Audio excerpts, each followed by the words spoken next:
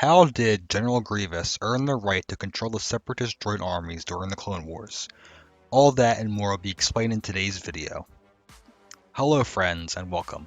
Today's legend story comes from the short comic Rogue's Gallery, released in 2004. It takes place around 6 months after the Battle of Geonosis on a space station called Trenchant in the Outer Rim.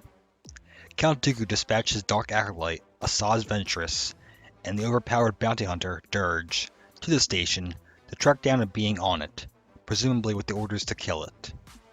Ventress and Dirge scoured the seemingly abandoned space station, hoping to trap the being between the duo and overpower it.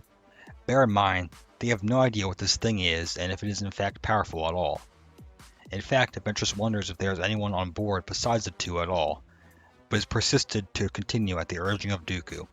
The duo quickly reach a trophy room within the station, and in order to make this video even longer, I will list off some of the things I spotted within it. Taxidermed monsters and summoned vats.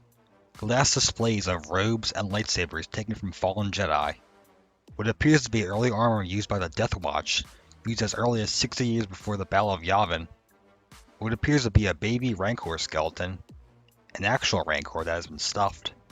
A bunch of astromech droids. This badass wall of skulls. And last but not least, a bunch of statues of Count Dooku and some of his fabulous robes. Anyway, Ventress and Dirge met up in his trophy room, but before they could get close to each other, Dirge would sneak up upon, by the target, and electrocuted by a Magna Guard staff. Dirge was then picked up by the throat and chucked dozens of feet across the room. Keep in mind, Dirge probably weighed hundreds, if not thousands of pounds.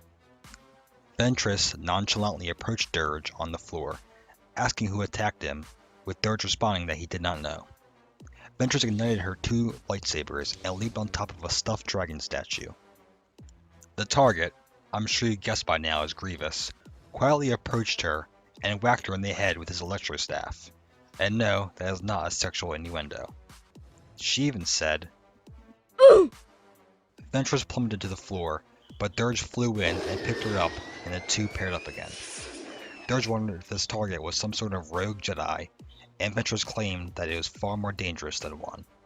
We then get this money shot of Grievous towering over the duo, and let me talk about the scale here for a minute. In Legends, Ventress was like 5.9 feet tall, and Dirge was like 9.8 feet tall. But in this image, Grievous is like 20 feet tall, and I don't understand it. Grievous in Legend was in fact over 7 feet tall, which is shorter than Dirge. I assume it's just an inconsistency, or maybe it reveals Grievous had different armors, or rather, droid bodies that he used. This can make for an interesting story in the future.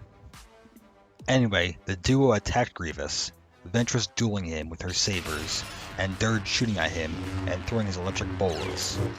Grievous knocked Ventress into a glass display using his long metal shaft, but Dirge's blue balls managed to lock around the cyborg's neck. Ventress quickly leaped onto his back and swept across his back with her lightsabers. Dirge then punched him in the face, knocking him across the room into a marble bust of Dooku. Grievous had enough, and rose up and ignited two of his lone lightsabers. The duo foolishly rushed Grievous, and Grievous impaled his sabers into Dirge's chest, destroying his armor. He then decapitated Dirge, with Dirge's head bouncing away. Ventress and Grievous then engaged in a heated lightsaber duel, with Ventress becoming visibly frustrated. She exclaimed, "Who are you?" and force-pushed Grievous into a chemical vat. He instantly got back up, Ventress taken aback, and claimed, "I am the future." He grabbed her throat, lifted her up, and choked her unconscious. With this, the battle was over. Dooku soon boarded the space station and waited in one of its rooms. Grievous entered the room, and Dooku admitted he did not think he would win this battle. You see, if it wasn't obvious, the whole encounter was set up by Dooku, as whoever won would become the next Supreme Commander of the Droid Armies. Keep in mind, this was like one of the first times the Star Wars fan base was exposed to Grievous, as it was 2004, so no one really knew his backstory. Grievous prided himself on his easy win, and asked if he could then jettison the bodies into space and be done with them.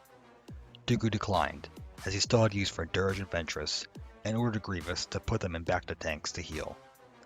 Dooku then promoted him on the spot to Supreme Commander, giving him complete control over the droid armies as a whole, answerable only to Dooku and Lord Sidious. Grievous would then go on to march on Republic worlds during the war, causing great panic among Republic citizens for his brutality and murder of many Jedi, earning him the nickname the Night Slayer. His tactical brilliance would turn the Separatist war effort around, leading his troops to numerous victories across the galaxy.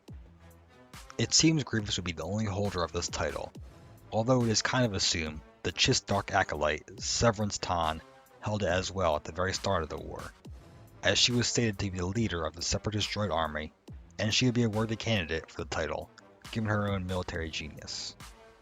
However, this is not confirmed, and it's possible Dooku made up the role on the spot and gave it to Grievous, and Grievous alone. That does it for this video. I hope you learned something new and enjoyed it. Thank you for watching.